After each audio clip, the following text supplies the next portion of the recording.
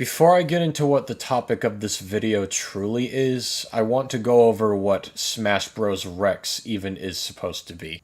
Rex, formerly known as PMEX Remix, is a modded build of Project M, which is also meant to overhaul Super Smash Bros. Brawl. Kind of a mod inception, if you will. Anyway, Project M's purpose is to completely remake Brawl's mechanics to utilize Melee's mechanics instead. The difference between Brawl and Melee is that Brawl's more casual in its playstyle, while Melee's speed constitutes for a more competitive side. You may have seen plenty of Melee tournaments over the past several years. Project M takes Brawl and turns it into something that can be enjoyed both competitively and casually, in its speed and comboing department. But as important as these aspects are, what makes Project M the most special out of all of them are the mods produced by its community, allowing you to create and add whoever you have in mind to your own roster. Examples include Super Smash Bros. Universe, Legacy XP, Alm's PMEX, which is actually what Rex started off to be. Alm himself is a part of the dev team. Project Plus, Cobalt X, Tatsuya's build, etc.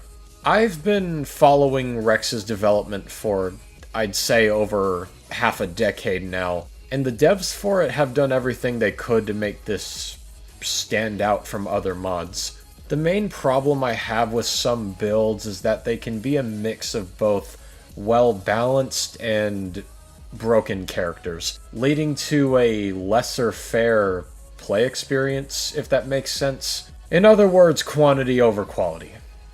It can be fun and interesting to play around with preserved PSAs, abbreviation for Project Smash Attack, that are either lesser known or simply unfinished, but for competitive play, The difference between builds like that and Rex is that Rex has a knack on both quality and quantity. Sure, it may take a year or several years just to finish one character, but the wait is always worth it in the end when they look this fresh in presentation. You've got the most wanted picks in Smash history, such as Geno, Waluigi, Bandana Waddle Dee, Isaac, even Sans from Undertale. But then you have more obscure, surprising, or otherwise dev-chosen picks that you wouldn't expect to see. Vector Man is from a series consisting of only 2 games, with the third title being cancelled. Scapon comes from one Famicom fighting game called Joy Mech Fight, and you can even spot him as an assist trophy in Ultimate. And in the next upcoming update, we're getting the Primid, a literal NPC from the Subspace Emissary story, and Master Chief. But that's enough about the history of Rex. Onto the character I personally want to see and what series they derived from. Now, what is Touhou? Touhou Project is a bullet hell shoot-'em-up series originating in Japan. The entire series was conceived, designed, and created by one person, Zunya Uta, more commonly referred to as Zun. His bullet hell titles weren't initially playable on well-known PCs we use today. The first ever Touhou game, highly responsive to prayers, started on the PC-98 home computer in 1997. 4 more titles followed in the retro era before switching to Windows. As times changed, so did the art style, gameplay, and Reimu's Gohei. But with all of this in mind, it has grown a major cult following in both Japan and the West. It spawned fan games, memes, over 180 characters, mostly female, Japanese products, and even a cosplay convention in California. Now, the plot follows in the setting of Gensokyo, completely shielded off from the outside world via the Great Hakude Barrier, and the quote-unquote boundary of fantasy and reality created by Yukari Yakumo, a sociopathic yokai who can manipulate boundaries and gaps within the area. Every game an incident occurs, applying to the supernatural or other yokai, and Reimu, the Miko of the Hakure Shrine, is tasked with resolving these incidents. In regards to gameplay, Reimu isn't the only playable character. You are also able to pick Marisa Kirisame if you want both new mechanics and an alternate storyline, along with some other third or fourth character depending on which game you play. Everyone utilizes spell cards, or bombs, as they're called when you are the one using them. They increase offense and defense respectively, and provide a good way out of situations you may find yourself to be stuck in. Touhou is not just notable for its difficulty or absolutely amazing soundtrack, please give it a listen when you have the chance, if you haven't already, but its atmosphere as well. Every stage has a sense of beauty ingrained into its background, whether it's gothic, bright, or cosmic in nature. And the bullet patterns for each boss, let alone the smaller enemies before you get to the boss itself, are beautifully structured in a way. You could have circles of polygonal stars firing at your character, you could be barraged with little colorful Danmakus, you could be fighting Clown Piece and getting a fucking moon spun around you. There is a lot to go over when it comes to Touhou, so I suggest watching Asprey FM's video on the subject if you're curious and want to get a more proper introduction. The link to that will be in the description. Now, who do I want to see in Remix? Believe it or not, my pick isn't Reimu or Marisa, despite the fact that they're main characters. It's Sakuya Itsuyoi, from the sixth and undeniably most noteworthy game in the series, Embodiment of Scarlet Devil. Now, why Sakuya? Well, why don't we get into her background first? Sakuya is the head maid of the Scarlet Devil Mansion owned by the vampire mistress Ramelia Scarlet. While she hasn't been a part of every game in the classic era as a playable character, she has resolved a handful of incidents much like Reimu has, mainly for the benefit of the mansion or herself. As a character, she comes off as a graceful, focused, yet apathetic person, who can sometimes be ditzy and less dependable, being conditioned by the situation at hand.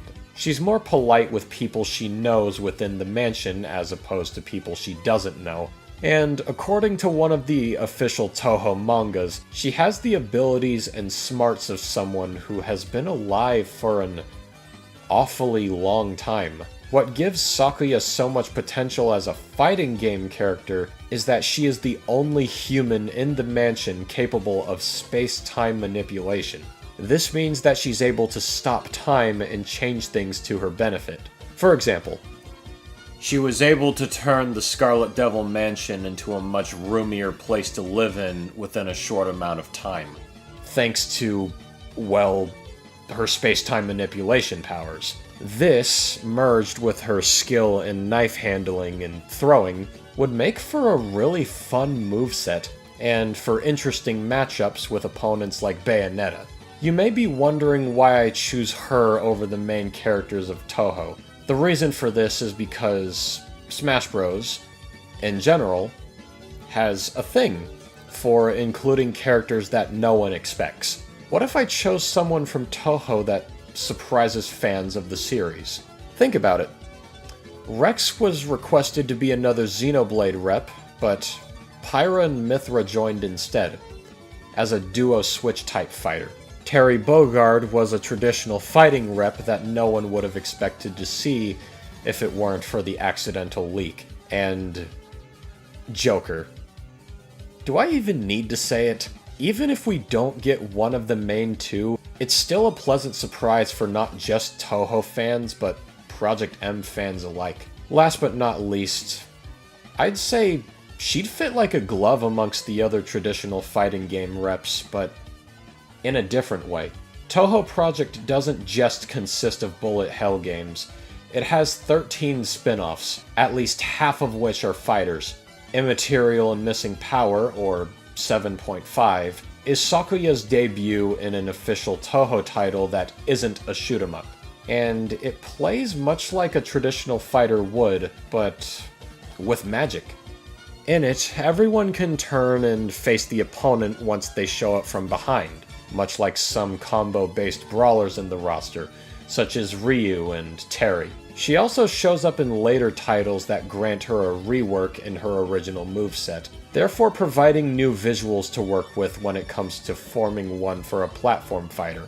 In short, there are loads of references to choose from, and to Toho fans, ones that are recognizable and fitting to the character. Now with that being said, we move on to how the project itself would pan out. The moveset, alternate costumes, designated stage, everything there is to know. Real quick before I begin the moveset showcase, I want to point out that I will not only be taking inspiration from the Toho fighting games, but a little bit of extra inspiration from other characters in the Rex roster as well. Now, what to say about Sakuya's moveset? Let's kick this off with Sakuya's simpler attacks. Tilts, jabs, aerials, etc. For her jabs, she'll start with 2 simple side chops, followed by a roundhouse kick, and then finish off the 3-hit combo with a sharp turnaround stab, as a direct reference to her 5 quadruple A move in Scarlet Weather Rhapsody. For her dash attack, not only is she able to fly much like Reimu can, but upon activating the attack, she'll perform a sharp, straight slice with one of her knives.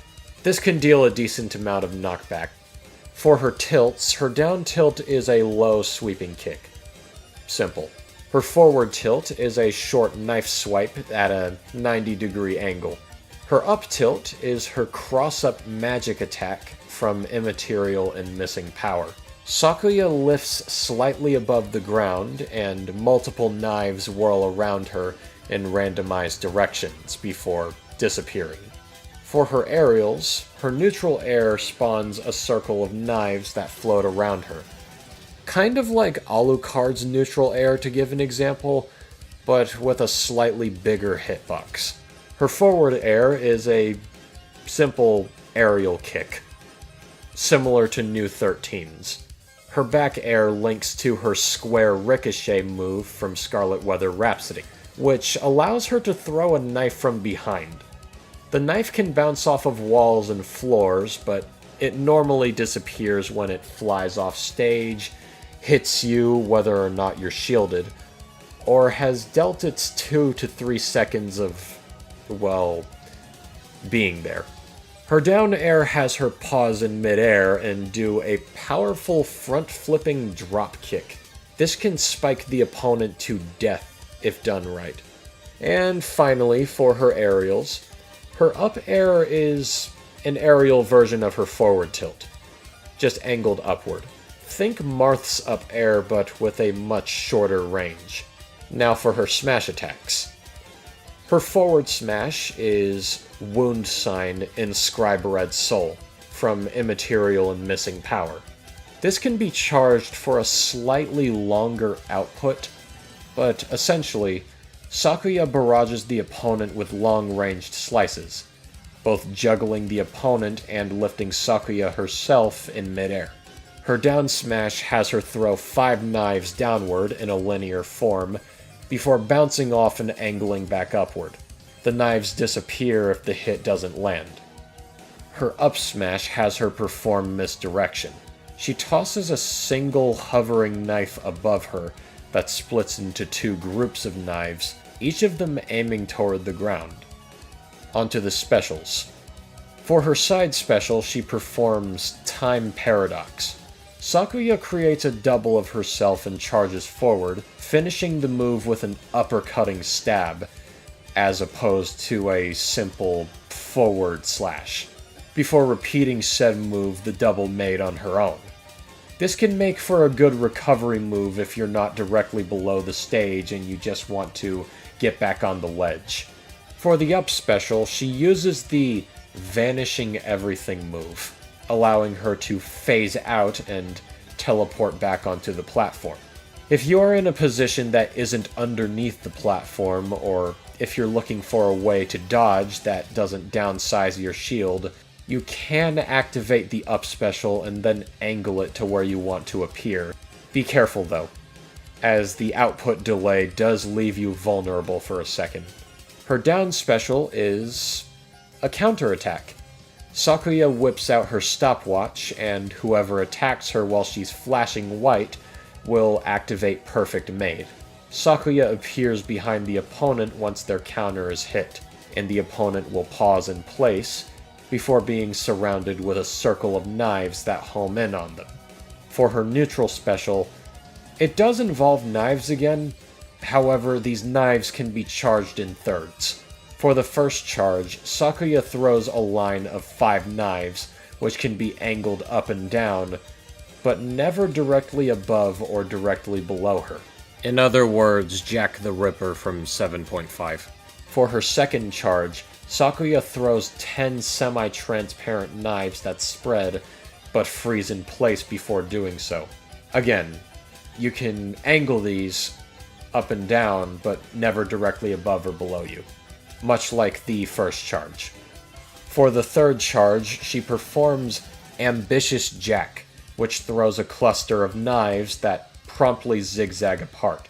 This one you can't angle. Now for her grabs. Once the opponent is grabbed by Sakuya, quote-unquote, they freeze in place, causing a translucent clock face to overlay them as a reference to Time Sign, Sakuya's special stopwatch. Her down throw has her pummel the opponent into the ground and stomp on them. Her side throw is an inverted roundhouse kick. Her up throw is the Illusion Sign Killing Doll spell card. Sakuya tosses the opponent into the air and disperses a number of spinning knives that home in. Her back throw has her toss the opponent behind her and immediately follow with the Speed Sign Luminous Ricochet spell card, where Sakuya throws a single incredibly fast-paced piercing knife. Except here, for the sake of fairness, the knife doesn't ricochet, and simply disappears after throwing it within a short range.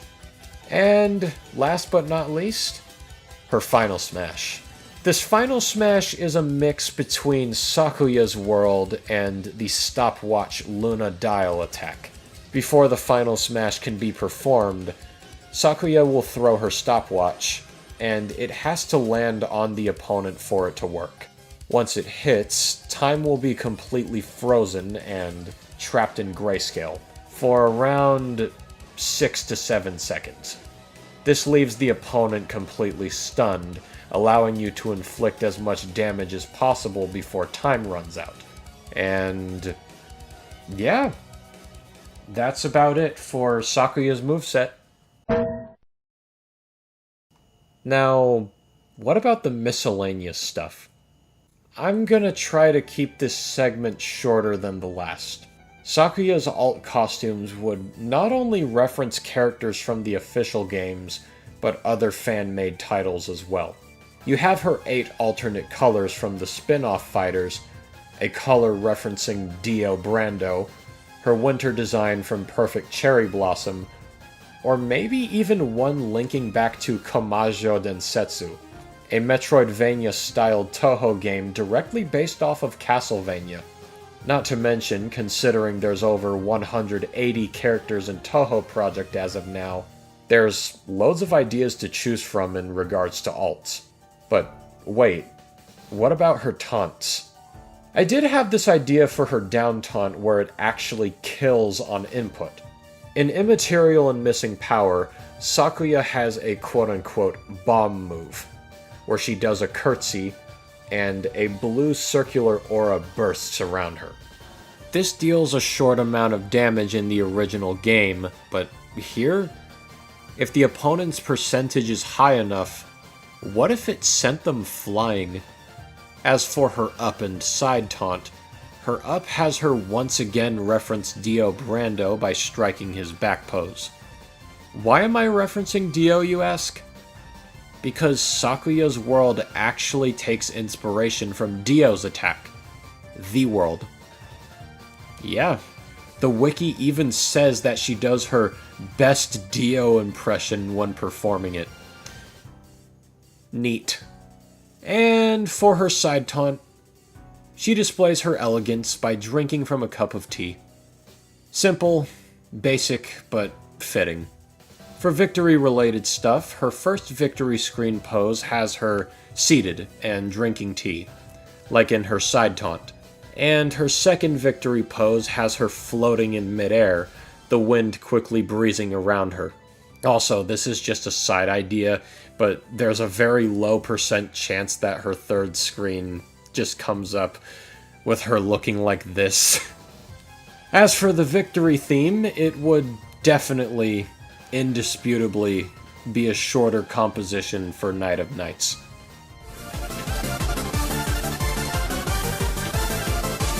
Finally, for her designated stage, there is a stage already pre-made in Brawl's engine, featuring the clock tower area of the Scarlet Devil Mansion, and while it does fit Sakuya like a glove considering it's also where she resides in the first spin-off fighting game, it's really big and doesn't really have much to jump on top of.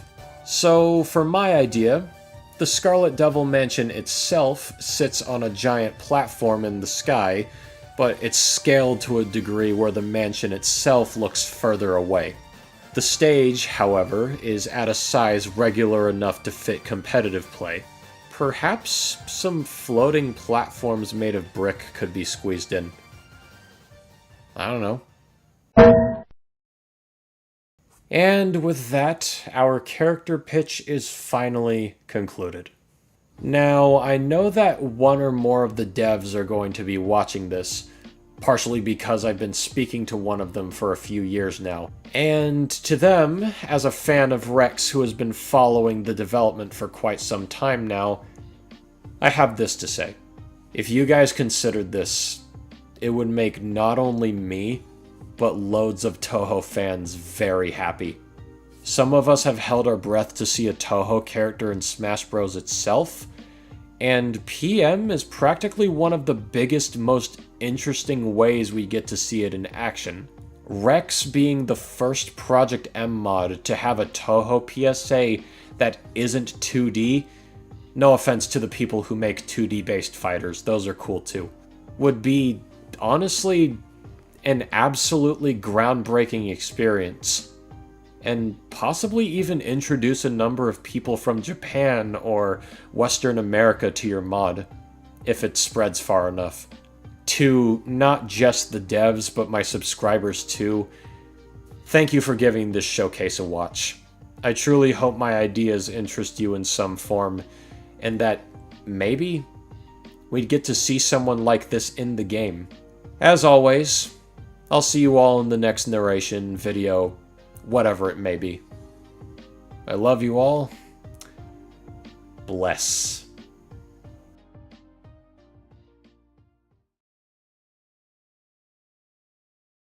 As a Knuckle Joe main, I can confirm that my favorite thing to do in the whole wide world is eat crayons for breakfast.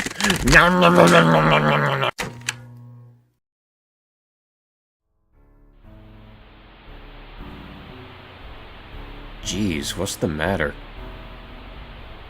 You can't sleep? Good. Stay tuned, pal. You're watching Lafawndapasta.